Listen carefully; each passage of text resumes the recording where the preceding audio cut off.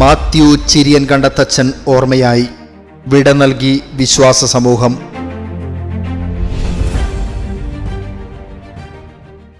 Salesian സഭയിലെ മുതിർന്ന വൈദികനായിരുന്ന അച്ഛൻ അസിംഗഞ്ച് ഡോൺ ബോസ്കോ വെൽഫെയർ സെന്ററിൽ വിശ്രമ ജീവിതത്തിലിരിക്കെയായിരുന്നു വിയോഗം. തൃശൂർ ജില്ലയിലെ വടക്കാഞ്ചേരിയിലായിരുന്നു അച്ഛന്റെ ജനനം. 1973 പൗരോഹിത്യം സ്വീകരിച്ചത്.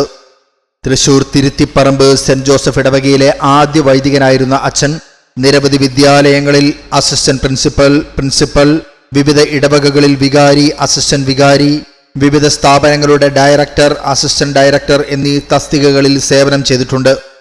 53 വർഷത്തെ പൗരോഹിത്യ ജീവിതത്തിനൊടുവിൽ നിത്യതയിലേക്ക് യാത്രയായ അച്ഛന്റെ മൃതസംസ്കാരത്തിന്റെ അവസാന ഭാഗം ഇപ്പോൾ ബാൻഡേൽ ബസിലിക്ക ദേവാലയത്തിൽ നടന്നുകൊണ്ടിരിക്കുകയാണ്. നമ്മിൽ നിന്നും വേർപിരിഞ്ഞ പ്രിയ വൈദികന് അന്ത്യാഞ്ജലികൾ.